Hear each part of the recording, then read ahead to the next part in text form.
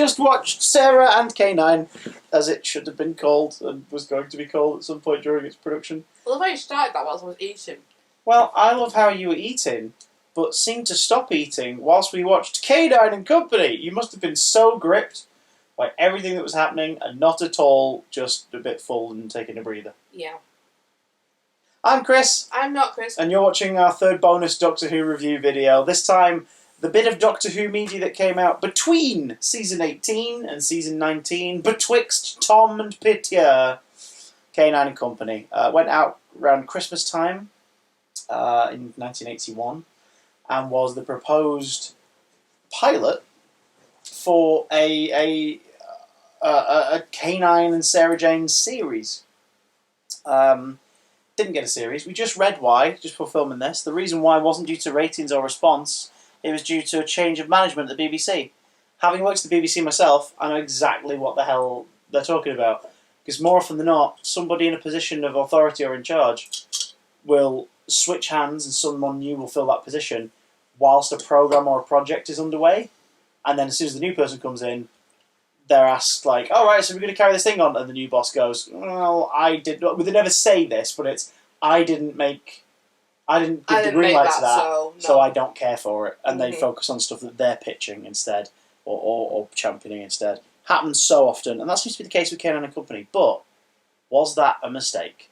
Lucy, what was the plot of the 50-minute festive special pilot, K9 and Company? Sarah Jane are going to live in her Aunt Lavinia's house. Yes. Look after her aunt's ward. Brendan, yes. And write a book. She's moving into the sleepy village of Morton Harewood to describe her novel or factual novel. Entertainment piece. She never specifies what exactly she's writing about for the book. No. But she's still doing a journalism, so... She's doing a journalism. She's doing a big old stinking journalism.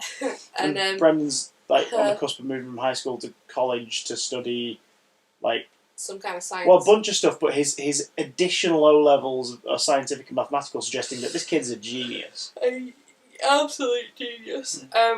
So they move into Aunt Lavinia's. Sorry, I'm just getting the name in before we forget to mention names. I already said Aunt Lavinia. Oh, right. So go on, Aunt what's-her-face? Yeah. It's just before Christmas, and Sarah Jane gets there, and Aunt Lavinia's already gone. To wherever she was going, America, New York. I think it said, yeah. New York. Because they have to cable her, remember? They have to keep cabling her. Yeah. Which they never explain... Exactly, they never explain what that is, and I think it's very much we're just too young to know what that is. Like a and memo? it obviously wasn't around as a method long enough for people to reference it in a lot of media. Hello, because I can't think of a single other instance of someone mentioning, I need to cable them. I'm assuming it's a telegraph that goes overseas. Yeah, probably. It must be. Because it's not a spoken thing. And they can just call. So, yeah. So, Sarah Jane is already like, what's going on here?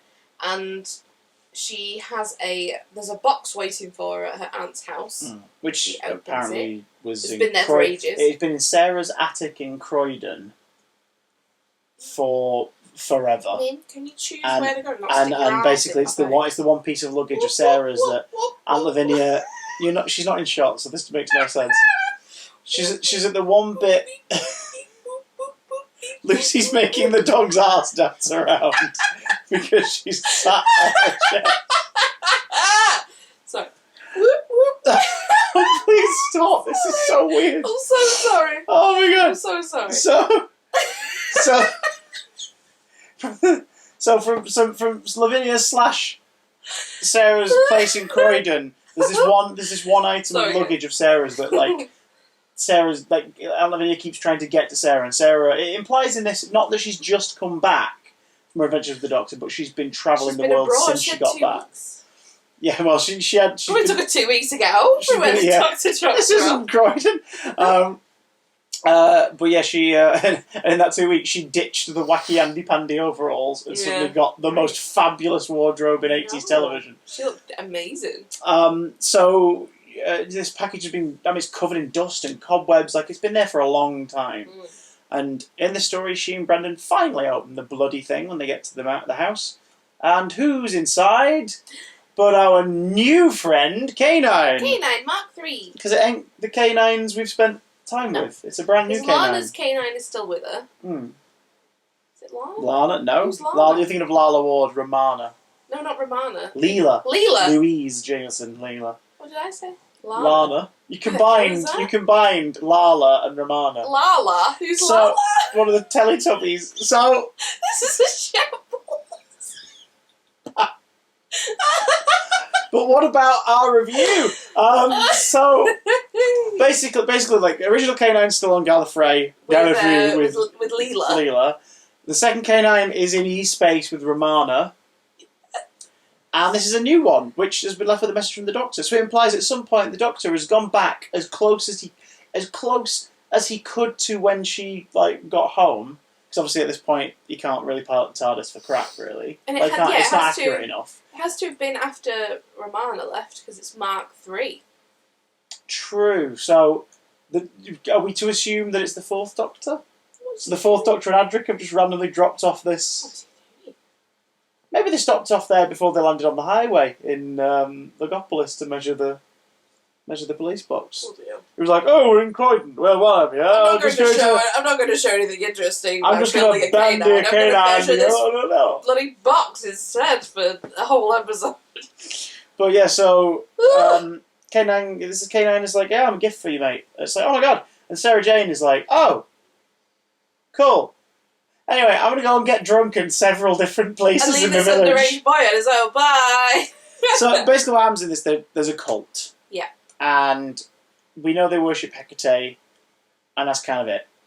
They're afraid of the dog, they wear the mark of the goat, all your classic cult stuff. And do we learn explicitly why they're doing it? Is it because they believe it's prosperous to the land?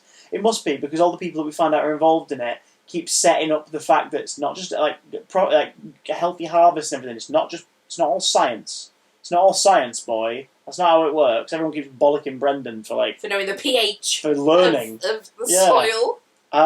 So I thought there was a lot of talking in this episode. There was, and it's not proved that the cult is anything but a bunch of nutters. Yeah, killing people on an altar, dancing round a fire. Hecate, Hecate, Hecate. Crawl. There's no proof that. Here's the thing. This is a mystery sleuth sort of story, and I imagine the show would have kind of lent a bit more into this as well. It's Marple, it's Scooby Doo, it's it's a family friendly sleuth show is what it basically is, and the mystery here literally hits home because her aunt's missing under some mysterious circumstances, and then Brendan is kidnapped. Attempted kidnapping and then kidnapped. So everyone's a bit suspicious, and only Canine seems to be the rogue element that intervenes and helps, because he scares off the people who break in initially. And he breaks in a greenhouse, silly boy. And they claim that he's one of them thinks that it's the spirit of Hecate, angered with them because Hecate is represented by a dog, so they think that this dog is from hell or whatever, and you're just like, okay, this is really. It's really messy. Boring. Now it's got some. Now I wouldn't say boring for one major reason. There is some ridiculously colourful dialogue in this that ages like a fine Vimto. Yeah. It's just. It's not good dialogue, but it's like, who the hell sits there and comes up with that? Do you know what I mean? It's like that kind of sort of, what? When a soap writer who's been on the job for 1,000,000 years is like, I'm getting really bored of this, I'm going to try and write some really odd dialogue and see if anyone notices, and no one does, and it makes it under the radar. Yeah. That's basically what this was for 50 minutes. Well, no, for 46 minutes, because we got a phone call, and we paused, and Lucy answered the phone, and out of curiosity, I pressed the select button on the PlayStation remote. I pressed to see the time left on the DVD. Yeah. And there was 6 minutes left at this point. It was 44 minutes in, 6 minutes left. Sarah Jane and Canine were just rocking up to the sacrifice. Yeah, and we were sacrifice Brendan. What? How are you going to fix this in 6 minutes? Ladies and gentlemen, they fix it in 4. They do. The whole story's wrapped up in 4 minutes, and then we get the title music playing on a loop twice, pretty much. 2 whole minutes of credits. That's the best thing about it, I think. You loved the credit, right? If people who love this who think we're being harsh, but we watch this now because technically this came out between the 2 seasons that we've just been watching, and Lucy loves K9 and was not ready to say goodbye to him. He's a good doggo. Would you say you were deflated by his exit? It was just sort of a bit... Yeah, well, yeah. Both his... as you will hear in the review. Yeah. I was very disappointed in both Romana and K9's exit, but... Yeah, now you get a stronger exit, right? Right. Well, at least I know where one of them is. True. And I'm assuming he's the same one that goes in the Sarah Jane Adventures. This is the K9 that... looks after him really well, then. Canonically, you are going to see this K9 again in The Five Doctors. Very briefly, a little cameo, but he's in it. And then you won't see him again till School Reunion in season 2 of the Modern Show. And then he pops up every now and again in the Sarah Jane Adventures. So this K9...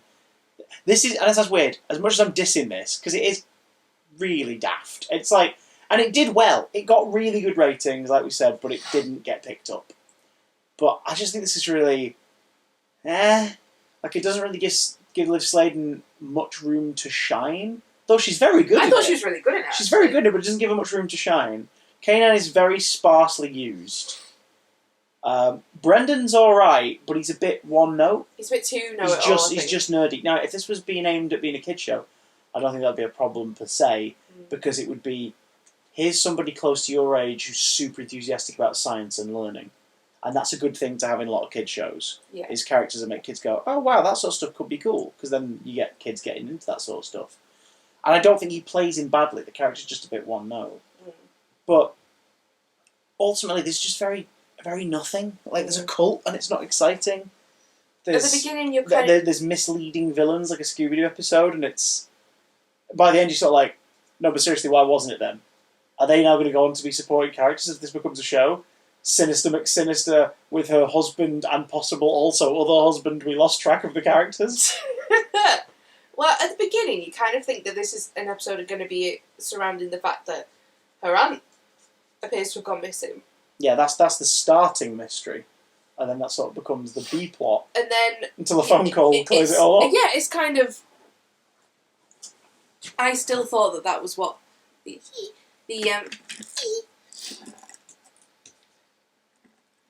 Oh! He kind of moved. Still works, sort of. He's an old toy, that one, isn't he? I've had this one since 2007. Not the oldest K9 I've owned. My dad's got that.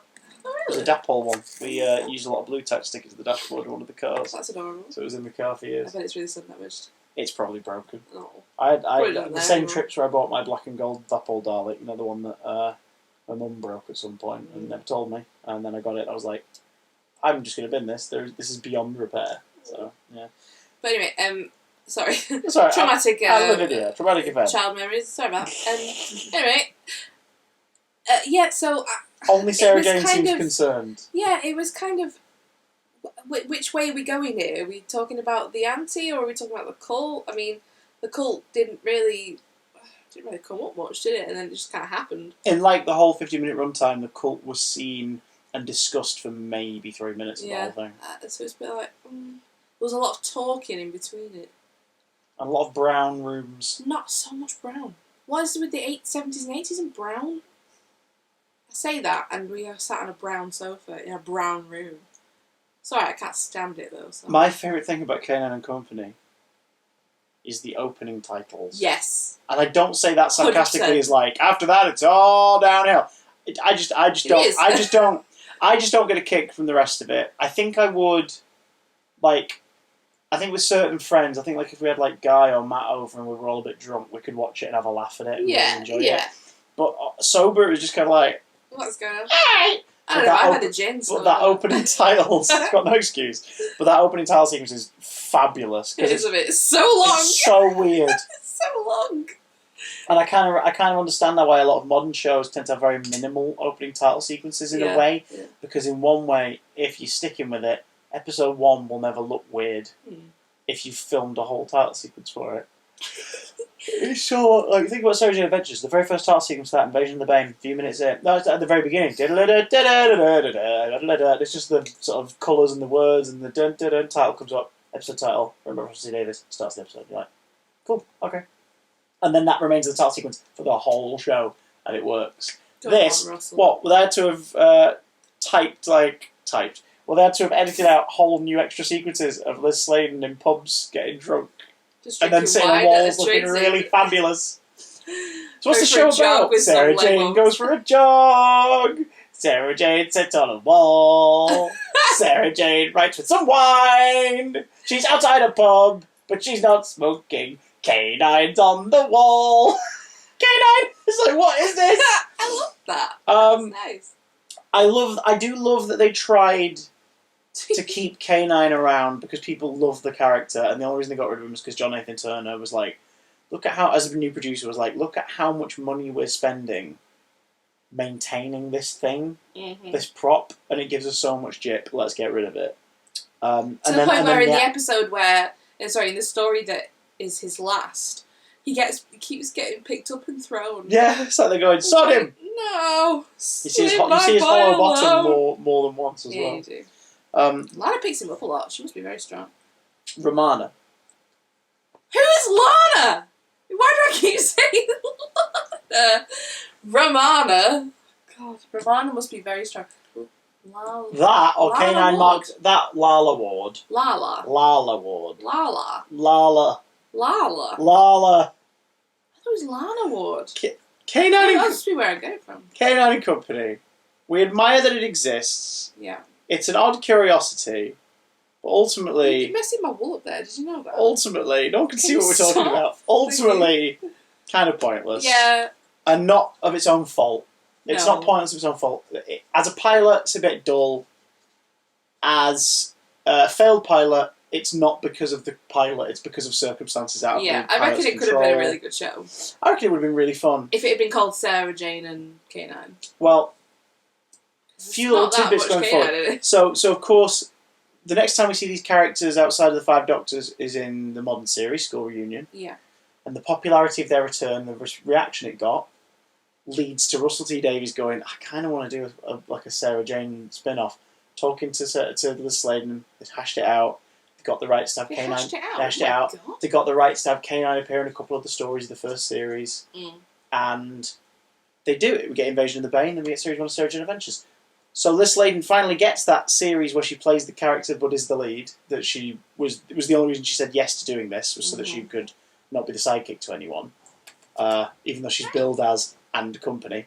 Because Jonathan Turner wanted her to bridge the gap between 4th and 5th Doctors, reappear in the show and crossover. Yeah. That contract was instead eventually offered to Janet Fielding. To Tegan.